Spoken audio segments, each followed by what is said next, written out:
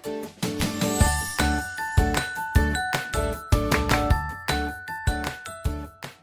Students, very welcome to on exam Niti, सही नीति सही दिशा। स्वागत है आप सबका एग्जाम नीति पर मेरे यानी माधवी कुशाग्र गौड़ के साथ। कैसे हैं आप सब? आई होप आप बहुत अच्छे हैं और जम के पढ़ाई कर रहे हैं। तो मैं भी आपके लिए आज एक बहुत इंटरेस्टिंग और बहुत ज्यादा इंपॉर्टेंट टॉपिक लेकर आई हूँ, दैट इज कंडीशनल सेंटेंसेस, यानी कि एडवांस्ड टेंस में इनका बहुत ज्यादा इस्तेमाल किया जाता है। एरर स्पॉटिंग के क्वेश्चंस यहाँ से बनते हैं और कई बार आपको पैसेज में भी जब वर्ड्स फिल करने के लिए आते हैं तो बहुत ज्यादा मददगार कंडीशनल सेंटेंस साबित होते हैं। तो देख लेते हैं कि कैसे क्या होते हैं कंडीशनल सेंटेंस। कंडीशनल मतलब कंडीशन से बने हुए, कंडीशंस यानी कि शर्तें होती हैं कि someone would do that provided, कुछ काम करो फिर वो ऐसा करेगा, है ना, कोई ना कोई शर्त होती है। अच्छा, सबसे पहली बात शर्त सूचक वाक्य कहते हैं हिंदी।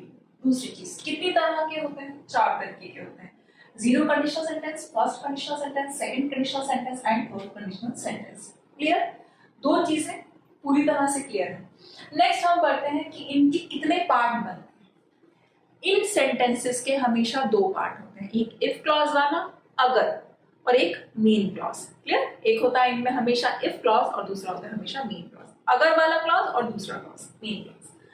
अब सबसे पहले बात करते हैं जीरो कंडीशनल सेंटेंस की। ठीक है, जीरो कंडीशनल सेंटेंस कहाँ यूज होता है? जीरो कंडीशनल सेंटेंस बिल्कुल आपको जानने का राइट है।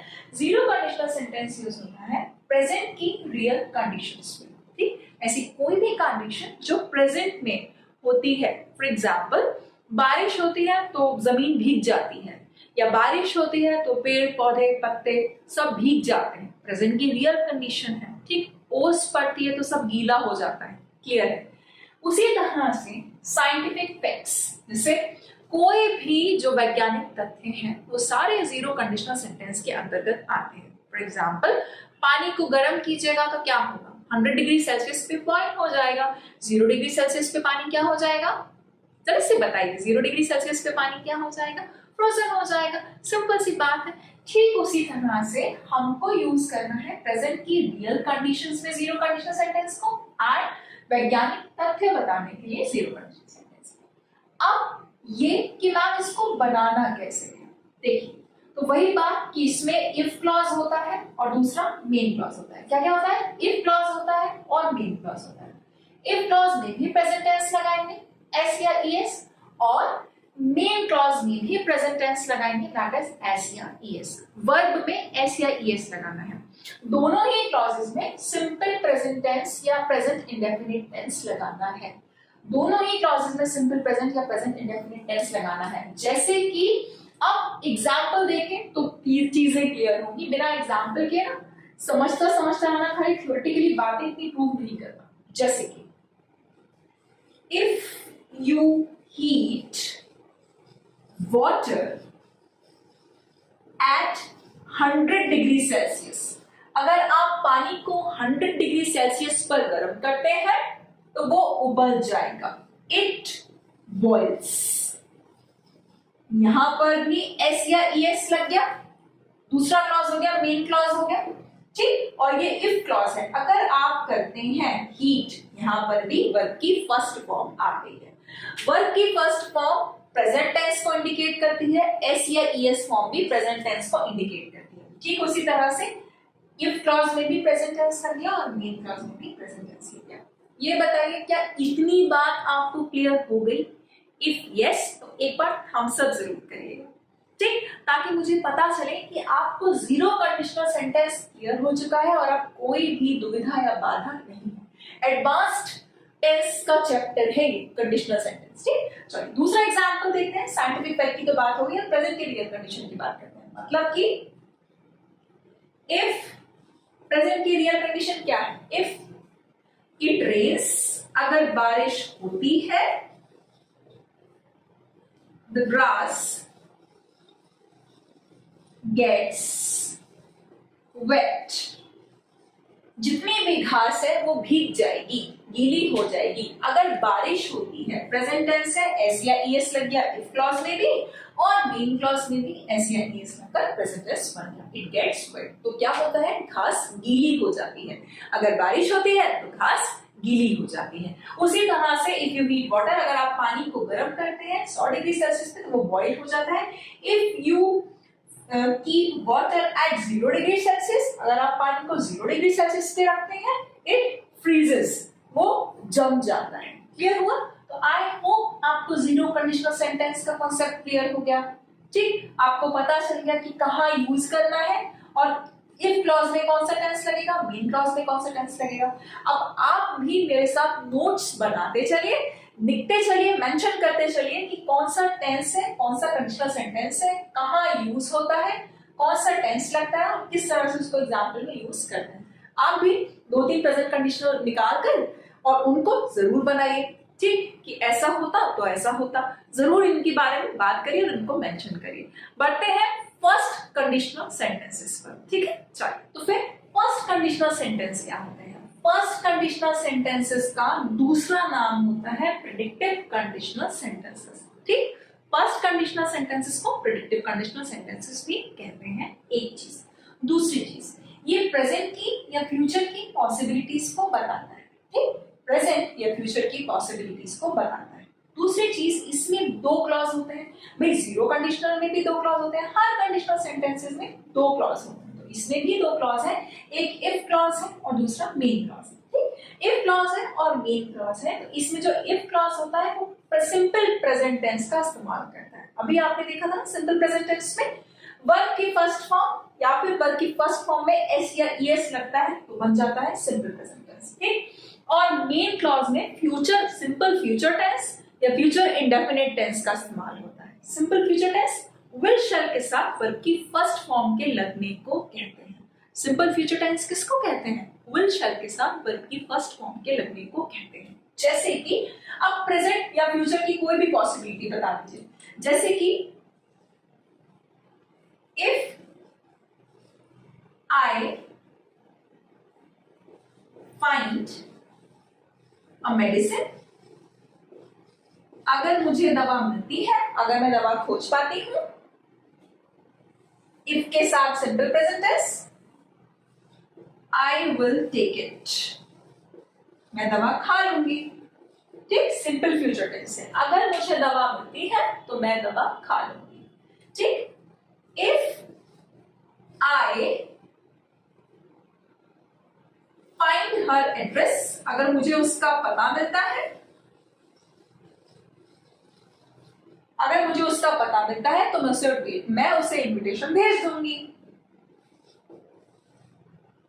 आई विल इनवाइट हर, अगर मुझे उसका पता मिलता है तो मैं उसे इनवाइट कर लूंगी। आई विल इनवाइट हर, पता नहीं मिलता तो इनवाइट नहीं करूंगी। ठीक, सिंपल प्रेजेंट टेंस लगा है जब इफ क्लॉज में, तो मेन क्लॉज में क्या लगेगा?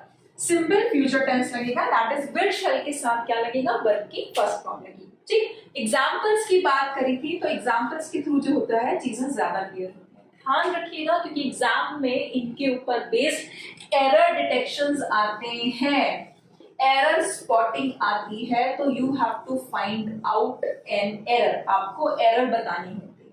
फर्स्ट कंडीशनल सेंटेंस को प्रेडिक्टिव कंडीशनल सेंटेंस भी कहते हैं।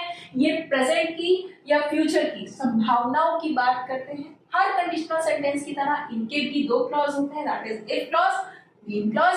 इफ क्लॉज में हमेशा प्रेजेंट टेंस लगता है और मेन क्लॉज में हमेशा सिंपल फ्यूचर टेंस लगता है। ठीक, अब आपने एग्जांपल देखा कि अगर मुझे दवाई मिल गई तो मैं खा लूंगी।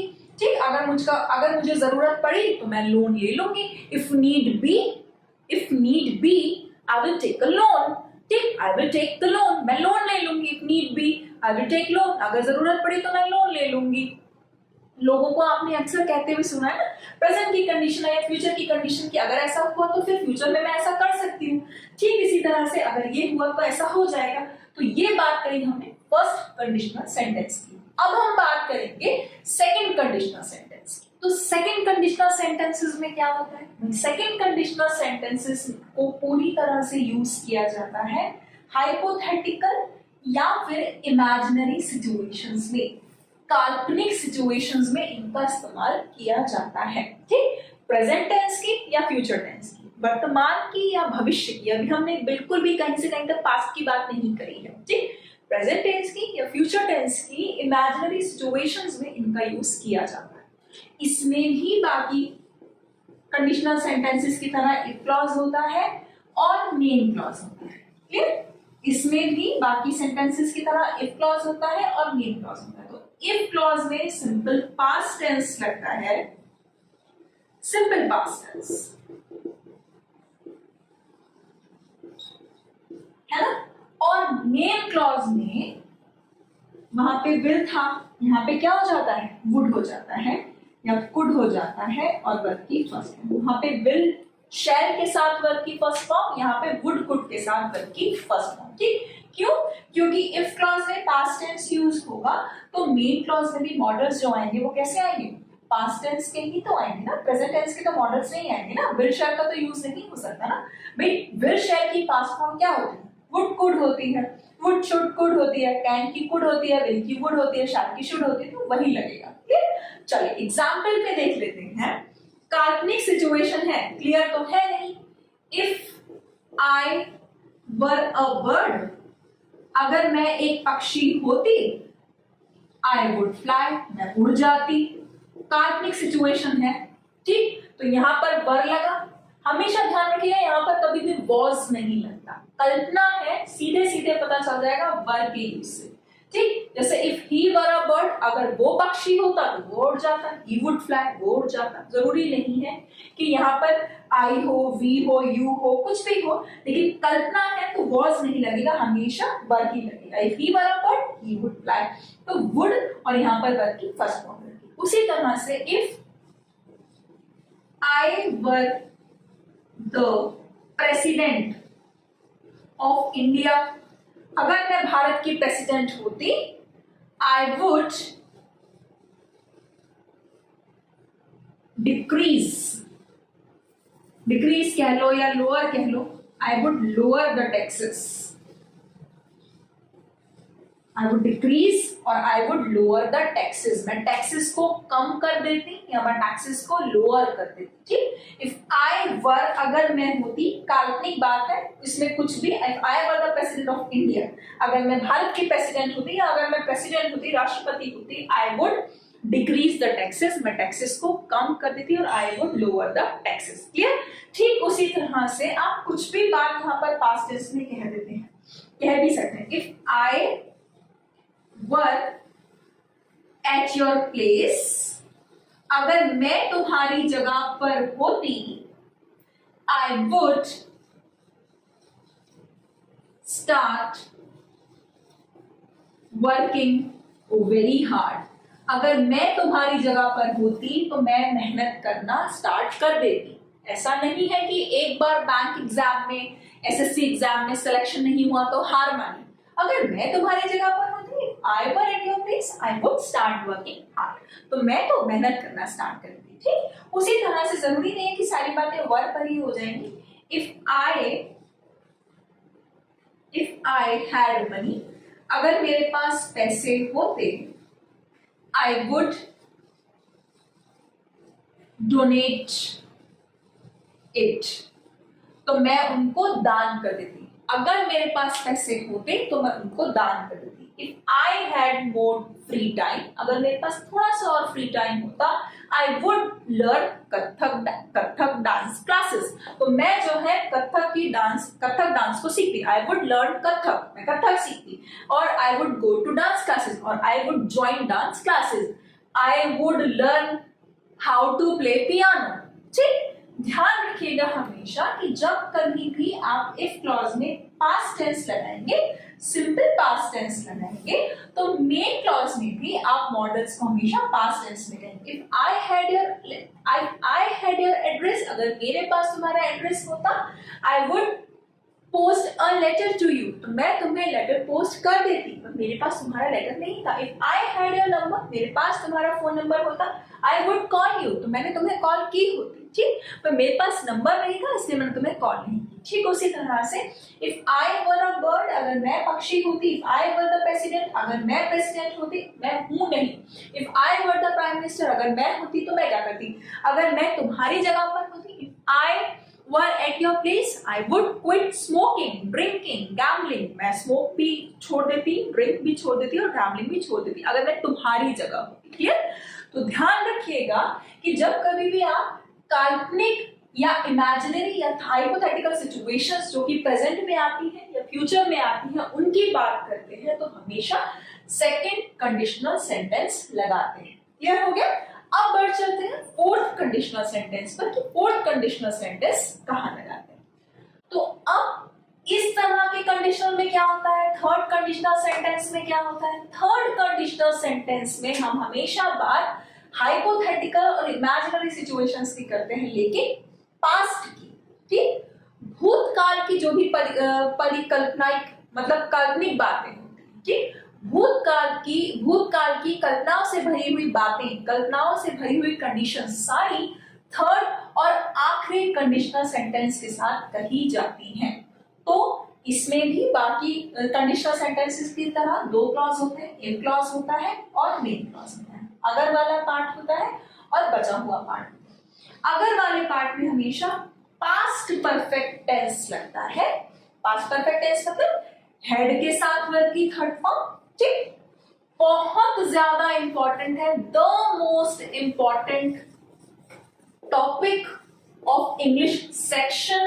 ठीक? पार्ट्स ऑफ स्पीच में एडवांस्ड टेंस का सबसे ज्यादा इंपॉर्टेंट पार्ट कंडीशनल सेंटेंस, उसमें भी थर्ड कंडीशनल सेंटेंस सबसे ज्यादा इंपॉर्टेंट टॉपिक है ये। ठीक? तो ध्यान रखिएगा इसके इफ क्लॉज में पास्ट परफेक्ट टेंस लगता है, हैड और वर्ब की थर्ड फॉर्म लगती है और मेन क्लॉज में वुड हैव या क्षमता बताते हुए कुड हैव प्लस वर्ब की थर्ड फॉर्म लगती है। ठीक? नॉर्मल बात है तो वुड हैव लगता है और अगर क्षमता का जिक्र हो तो कुड हैव लगता है और वर्ब की थर्ड फॉर्म लगती है। ठीक? जैसे कि एग्जाम्पल के तौर पर if I had known the weather of America, अगर मुझे अमेरिका के वेदर के बारे में पता होता, if I had known the weather of America, मुझे अमेरिका के वेदर के बारे में पता होता, I could have brought woolen clothes with me.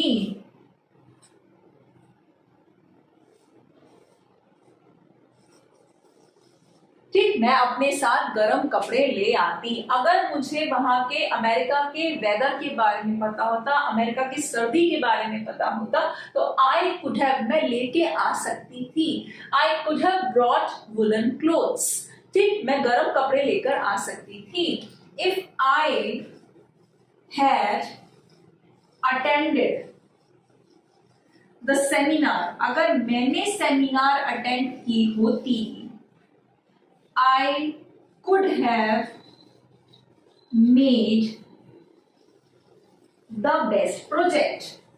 तो मैं बेस्ट प्रोजेक्ट बना सकती थी अगर मैंने भी सेमिनार अटेंड की होती, अगर मैंने भी वेबिनार अटेंड की होती तो मैं एक बेस्ट प्रोजेक्ट बना चुकी होती। I could have made the best project, मैं भी एक अच्छा प्रोजेक्ट बना सकती थी। ठीक? और इफ आई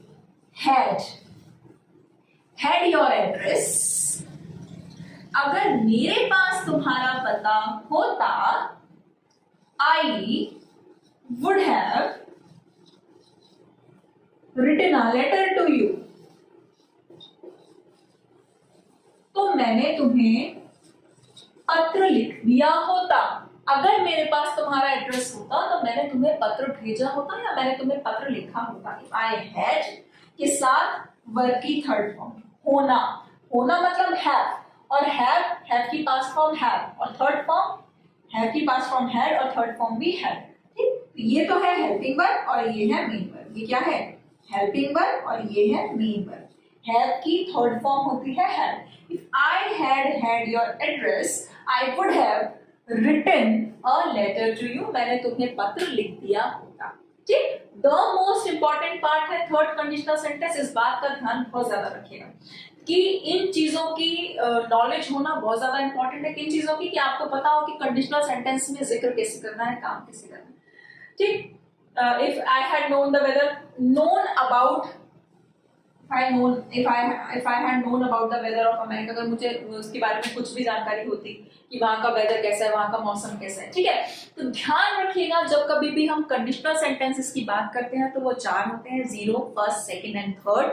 ठीक, चारों में ही इफ क्लॉज होता है, मेन क्लॉज होता है। ठीक, जीरो कंडीशनल सेंटेंस कहाँ यूज होता है, फर्स्ट कहाँ यूज होता है, सेकंड कहाँ यूज होता है, पास्ट की इमेजिनरी सिचुएशंस के लिए सिर्फ और सिर्फ थर्ड और लास्ट कंडीशनल सेंटेंस यूज होते हैं। ठीक है, मिक्स्ड कंडीशनल सेंटेंसेस भी होते हैं, लेकिन पहले हमको इन सब को बहुत अच्छी तरह से एसिमुलेट करना आना चाहिए। हमारी नाभि में ये सब चीजें इनकलकेट हो जानी चाहिए ताकि हम एरर्स को फाइंड आउट करने में कोई मिस्टेक ना करें, एरर डिटेक्शन हमसे बहुत आसानी से सॉल्व हो जाए। इन रूल्स का, इन मंत्रों का स्पेशली ध्यान रखिएगा जो आज मैंने आपको चार दी, zero conditional, first conditional, second and third conditional. I hope ये सेशन आपके लिए फ्रूटफुल था और आपने यहाँ से कुछ सीखा। इफ यस, तो इस वीडियो को लाइक कीजिए और इसको शेयर कर दीजिए ताकि बाकी लोग भी पढ़ पाए। Thank you.